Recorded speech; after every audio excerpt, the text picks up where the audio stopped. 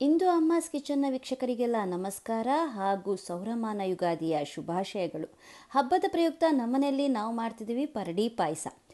ಇದು ಮಾಡೋದು ತುಂಬ ಸುಲಭ ಮತ್ತು ತುಂಬ ಟೇಸ್ಟಿಯಾಗಿರುತ್ತೆ. ನೀವು ಕೂಡ ಟ್ರೈ ಮಾಡಿ, ಹೇಗಿದೆ ಅಂತೇಳಿ ನಮ್ಮ ಜೊತೆ ಶೇರ್ ಮಾಡಿ. ಗುಡ್ ಮಾರ್ನಿಂಗ್ ಅಮ್ಮ. ಗುಡ್ ಮಾರ್ನಿಂಗ್ ಪುಟ. ವಿಶ್ ಯು ಹ್ಯಾಪಿ ಸೌರಮಾನ ಯುಗಾದಿ. Same to you. ಎಲ್ಲರಿಗೂ ಯುಗಾದಿ ಸೌರಮಾನ ಯುಗಾದಿ ಹಬ್ಬದ ಶುಭಾಶಯಗಳು. ಎಸ್, ಬೆಳಿಗ್ಗೆ ಏನೋ ಸ್ವೀಟ್ ಆಗ್ತಿರೋಂಗಿದೆ ಮನೆಯಲ್ಲಿ. ಹೌದು, ಒಂದು ಪಾಯಸ ಮಾಡೋಣ ಅಂತ ಇವತ್ತು ಹಬ್ಬ ಇದೆಯಲ್ಲ. ಎಸ್, ನಮ್ಮನೇಲಿ ಇವತ್ತು ಹೊಸ ವರ್ಷ ಯುಗಾದಿ ಹಬ್ಬ.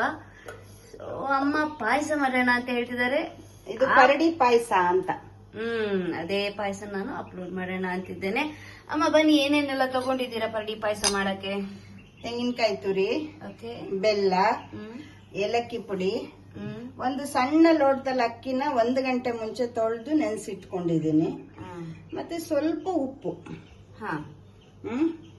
ಮತ್ತೆ ಅಷ್ಟೇ ಇದಕ್ ಬೇಕಾಗಿರೋದು. ಆಗುತ್ತಾ? ಪಾಯಸ ಮಾಡ್ಲಿಕ್ಕೆ ಇಷ್ಟೇ ಸಾಮಗ್ರಿಗಳು ಸಾಕು. ಹೇಗ್ ಮಾಡೋದು ಅಂತ ನೋಡೋಣ. ಈಗ ಫಸ್ಟ್ ಏನ್ ಮಾಡೋಣ, ಫಸ್ಟ್ ಬೆಲ್ಲನ ಒಂದ್ ಪಾತ್ರೆಗೆ ಹಾಕೊಂಡು ನೀರ್ ಹಾಕೊಂಡು ಕುದಿಯಕ್ಕೆ ಇಡೋಣ. ಓಕೆ.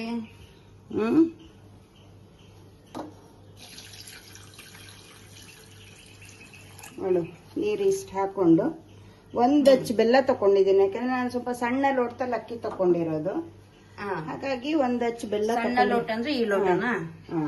ಈ ಲೋಟದಲ್ಲಿ, ಇಷ್ಟು ಸಣ್ಣ ಲೋಟದಲ್ಲಿ ಅಕ್ಕಿ ತಗೊಂಡಿರೋದ್ರಿಂದ ಈ ಲೋಟಕ್ಕೆ 1 ಅಚ್ಚು ಬೆಲ್ಲ ತಗೊಂಡಿದ್ದಾರೆ ಅಮ್ಮ. ಇವಾಗ ನಾವೊಂದು ಅಕ್ಕಿನ ರುಬ್ಕೊಂಡ್ಬಿಡೋಣ, ಅದ್ ಬೆಲ್ಲ ಕುದಿಯೋಷ್ಟೊತ್ತಿಗೆ. ಬೆಲ್ಲನ ಸ್ಟವ್ ಮೇಲೆ ಇಟ್ಟಿದ್ದಾರೆ. ಈ ಕಡೆ ಒಂದ್ ಸ್ವಲ್ಪ ಅಕ್ಕಿನ, ನೀರ್ ಹೆಚ್ಚು ಬೇಡವಾ? ಬೇಡ ಬೇಡ, ನೀರ್ ಇದಕ್ಕೆ ನೋಡ್ಕೊಂಡು ಹಾಕೊಳ್ಬೇಕು. ಯಾಕಂದ್ರೆ ಇದು ಬರೀ ಅಕ್ಕಿ ಅಲ್ಲ, ಬೇಗ ನೀರಾಗ್ಬಿಡುತ್ತೆ. ಅದಕ್ಕೆ ಬರೀ ಅಕ್ಕಿ ಮಾತ್ರ ರುಬ್ಕೊಳ್ಳೋದ? ಹೌದು, ಅಕ್ಕಿ ಒಂಚೂರು, ಕಾಯಿ ಅಷ್ಟೇ ರುಚಿಗೆ, 1 ಚಿಟಿಕೆ ಉಪ್ಪು ಇದಕ್ಕೆ ಹಾಕೊಂಡು ನುಣ್ಣಗೆ ರುಬ್ಕೋಬೇಕು.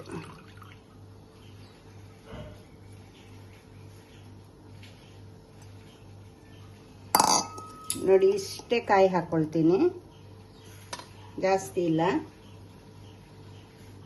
ಒಂದೇ ಸ್ಪೂನ್ ತೆಂಗಿನ ತುರಿ, ಒಂದೇ 1 ಚಿಟಿಕೆ ಅಷ್ಟೇ ಉಪ್ಪು, 1 ಚಿಟಿಕೆ ಉಪ್ಪು. ಎಸ್, ತುಂಬಾ ಉಪ್ಪು ಬೇಡ, ಪಾಯಸ ಆಗಿರುತ್ತೆ, ರುಚಿಗೋಸ್ಕರ ಅಷ್ಟೇ. ಬನ್ನಿ ರುಬ್ಕೊಂಡ್ ಬಂದ್ಬಿಡೋಣ. ನುಣ್ಣಗೆ ರುಬ್ಬೇಕು. ಚೂರ್ ನೀರ್ ಹಾಕೊಂಡು ಫಸ್ಟ್ 2 ಸ್ಪೂನ್ ಅಷ್ಟು ನೀರ್ ಹಾಕೊಂಡು. ಎಸ್, ಇದಾಗಿದೆ ನೋಡಿ, ನುಣ್ಣಗೆ ರುಬ್ಕೊಳ್ಳೋದು ಇದನ್ನ. ಮತ್ತೆ ಅಮ್ಮ ಇದನ್ನ ಒಂದ್ ಪಾತ್ರೆಗೆ ಹಾಕೊಳ್ಬೇಕು. ಒಂದ್ ಪಾತ್ರೆಗೆ ಹಾಕೊಳ್ತಿದ್ದಾರೆ. ಅಲ್ಲಿ ಬೆಲ್ಲ ಸಹ ಬಿಸಿ ಆಗ್ತಾ ಇದೆ.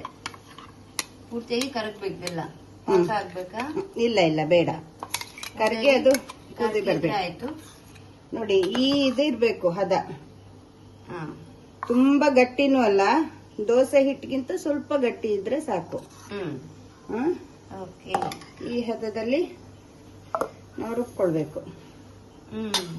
ಇದು ಬೆಲ್ಲ ಕರ್ಗದ್ಮೇಲೆ ಒಂದ್ಸಾರಿ ಸೋಸ್ಕೊಂಡ್ಬಿಡೋಣ ನಾವು ಇದನ್ನ. ನೋಡಿ, ಈಗ ಬೆಲ್ಲ ಎಲ್ಲ ಕರಗಿದೆ. ಇದನ್ನ ಒಂದ್ಸಾರಿ ಸೋಸ್ಕೊಂಡ್ಬಿಟ್ರೆ ಅದರಲ್ಲಿರೋ ಡಸ್ಟ್ ಎಲ್ಲ ಹೊಟ್ಟೋಗುತ್ತೆ. ಈಗ ಇದನ್ನ ಕುದಿಯಕ್ಕೆ ಇಡಬೇಕು. ಬೆಲ್ಲ ಕರಗಿದ್ಮೇಲೆ ಡಸ್ಟ್ ಎಲ್ಲ ಸೋಸ್ಕೊಂಡು ಅದನ್ನ ಕುದಿಯಕ್ಕೆ ಇಡಬೇಕು. ಒಳ್ಳೆಯ ಬೆಲ್ಲದ ನೀರನ್ನ ಕುದಿಲಿಕ್ಕೆ ಇಟ್ಟಿದಾರಮ್ಮ.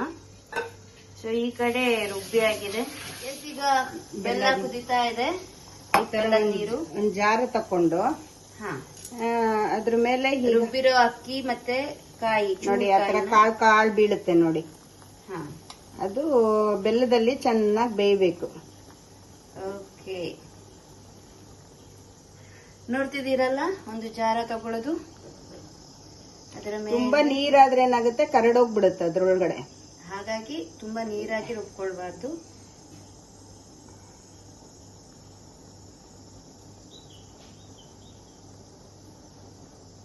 ನಿಧಾನಕ್ಕೆ ಹೀಗೆ ಹಾಕ್ತಾ ಇದ್ರೆ ಅದರಲ್ಲಿ ಕಾಳು ಕಾಳು ಕಾಳು ಕಾಳು ಬೀಳುತ್ತೆ.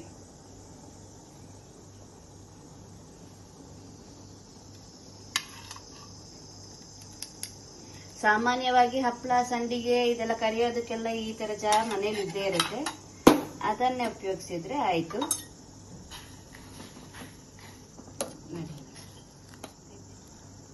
ಈಗ ಇದು ಬೆಲ್ಲದಲ್ಲಿ ಬೇಯೋ ಅಷ್ಟೊತ್ತಿಗೆ ನಾವೊಂದು ಕಾಯಿ ಹಾಲು ಮಾಡ್ಕೊಂಡ್ಬಿಡೋಣ. ಓಕೆ, ಇನ್ನೊಂದಿಷ್ಟು ಕಾಯಿ ಇದೆ, ಒಂದ್ ಸ್ವಲ್ಪ ಕಾಯಿ, ಒಂದು ಚಮಚದಷ್ಟು ಕಾಯಿನಷ್ಟು ನಾವು ಆಗ ಅಕ್ಕಿಯೊಟ್ಟಿಗೆ ರುಬ್ಕೊಳಕ್ ಹಾಕೊಂಡಿದ್ದು. ಈಗ ಪಾಯಸಕ್ಕೆ ಯೂಶಲಿ ಕಾಯಿ ಹಾಲು ಹಾಕ್ತೇವೆ, ಹಾಗೆ ಕಾಯಿ ಹಾಲನ್ನ ರೆಡಿ ಮಾಡ್ಕೊಳ್ಳೋಣ. ಸಣ್ಣ ಉರಿಲಿ ಇಟ್ಬಿಡೋಣ, ಅದನ್ನ ರುಬ್ಕೊಂಡಿರ್ಬೇಕು. ಈಗ ಇದನ್ನ ಸ್ವಲ್ಪ ಹಿಂಡಿದ್ರೆ ನಿಮಗೆ ಸೋಸ್ಕೊಳಕ್ ಈಸಿ ಆಗುತ್ತೆ.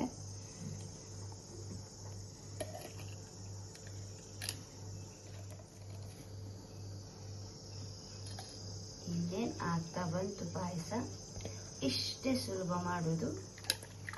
ಈಗ ಇದೊಂದ್ಸಾರಿ ಹಿಂಡ್ಕೊಂಡು ದಪ್ಪ ಹಾಲು ಎತ್ತಿಟ್ಕೊಂಡು ಇನ್ನೊಂದ್ಸಾರಿ ರುಬ್ಕೊಂಡು ನೀರ್ ಹಾಲು ತಕ್ಕೋಬೇಕು. ಓಕೆ, ಯಾಕೆಂದ್ರೆ ಅವಾಗ ಹಾಲಲ್ಲಿ ಕಾಯಲ್ಲಿರೋ ಹಾಲೆಲ್ಲ ಬರುತ್ತೆ. ಎಕ್ಸ್ಟ್ರಾ ನೀರ್ ಹಾಕ್ಬೇಕಂತ ಇರಲ್ಲ.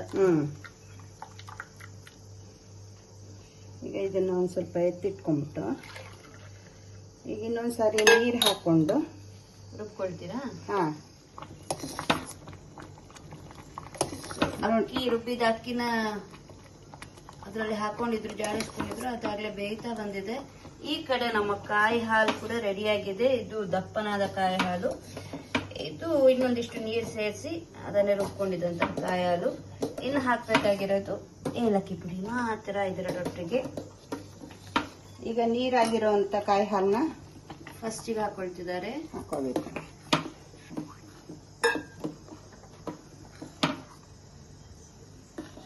ಸ್ವಲ್ಪ ಈ ಕುದೀತಾ ಬಂದಾಗ ಕೈ ಆಡಿಸ್ತಾ ಇರ್ಬೇಕಿಲ್ಲ ಅಂದ್ರೆ ತಳ ಹಿಡಿದ್ ಬಿಡುತ್ತೆ.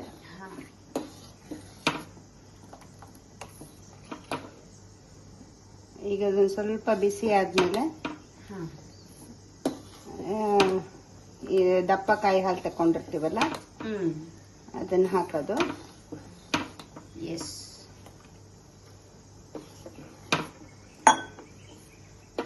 ಈಗ ಇದಕ್ಕೆ ಏಲಕ್ಕಿ ಪುಡಿ. ಏಲಕ್ಕಿ ಪುಡಿನ ಸ್ವಲ್ಪ ಬಿಸಿ ಮಾಡ್ಕೊಂಡು ಸಕ್ಕರೆ ಹಾಕೊಂಡು ಪುಡಿ ಮಾಡಿ ಇಟ್ಕೊಂಡ್ರೆ ಯಾವಾಗ ಬೇಕಾದ್ರೂ ಯೂಸ್ ಮಾಡ್ಕೊಳ್ಬಹುದು. ಅವಾಗ ಇದು ಮತ್ತೆ ಒಂದು ಚಿಟಿಕೆ ಉಪ್ಪು. ಯಾವಾಗ್ಲೂ ಬೆಲ್ಲ ಹಾಕಿ ಮಾಡೋ ಪಾಯಸಕ್ಕೆ ಚೂರು ಉಪ್ಪು ಹಾಕಿತ್ತಲ್ಲಮ್ಮ, ಅದು ಇದಕ್ಕೆ ಕಾಳಿಗೆ. ಇದು ಪಾಯಸಕ್ಕೆ ನೀವು ಬೇರೆ ಯಾವುದೇ ಪಾಯಸ ಮಾಡ್ಲಿ ಕಾಯಿ ಹಾಲು ಹಾಕಿ ಬೆಲ್ಲ ಹಾಕಿ ಮಾಡೋದಕ್ಕೆ ಒಂದು ಚಿಟಿಕೆ ಉಪ್ಪು ಹಾಕಿದ್ರೆ ಬೆಲ್ಲದ ರುಚಿ ಹೆಚ್ಚಾಗತ್ತೆ. ಒಂದು ಚಿಟಿಕೆ ಉಪ್ಪು. ಮತ್ತೆ ಹಾಗಂತ ಕುಡಿಯೋ ಹಾಲಿಗೆ ಉಪ್ಪು ಹಾಕ್ಬೇಡಿ. ಕುಡಿಯೋ ಹಾಲಿನ ಪಾಯಸ ಮಾಡುವಾಗ ಹಾಕ್ಬಾರ್ದು. ಕಾಯಿ ಹಾಲಿನ ಪಾಯಸ ಮತ್ತೆ ಬೆಲ್ಲ ಹಾಕಿ ಮಾಡ್ಬೇಕಾದ್ರೆ ಮಾತ್ರ ಚಿಟಿಕೆ ಉಪ್ಪು, ತುಂಬಾ ರುಚಿಕರ. ಎಷ್ಟು ಕುದೀತಾ ಇದೆ ಪಾಯಸ. ಆಮೇಲೆ ಇದಕ್ಕೆ ಗೋಡಂಬಿ ದ್ರಾಕ್ಷಿ ಏನು ಬೇಡ, ಬೇಕಾದ್ರೆ ಹಾಕೊಳ್ಬಹುದು, ಆದ್ರೆ ಇದಕ್ಕೇನು ಹಾಕೋದಿಲ್ಲ. ರುಚಿಗೆ ಬೇಕಾದ್ರೆ 1-2 ಸ್ಪೂನ್ ತುಪ್ಪ ಹಾಕೊಂಡ್ರೆ ಆಯ್ತು ಲಾಸ್ಟಿಗೆ. ಓಕೆ, ಟೇಸ್ಟ್ ಚೆನ್ನಾಗಿರುತ್ತೆ.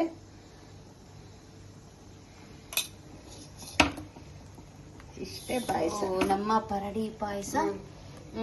ಘಮ ಘಮ ಅಂತಿದೆ, ಕುದೀತಾ ಇದೆ, ರೆಡಿ ಆಗಿದೆ. ಸೊ ಪಾಯಸ ನೈವೇದ್ಯ ಆಗ್ತಿದ್ದಾಗೆ ಟೇಸ್ಟ್ ಮಾಡಿ ಹೇಗಿದೆ ಅಂತ ರಿವ್ಯೂ ಕೊಡ್ತೀವಿ.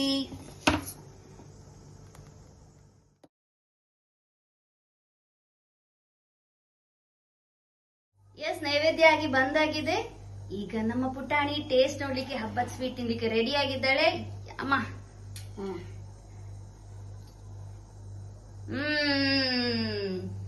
ಹೇಗಿದೆ? ಸೂಪರ್.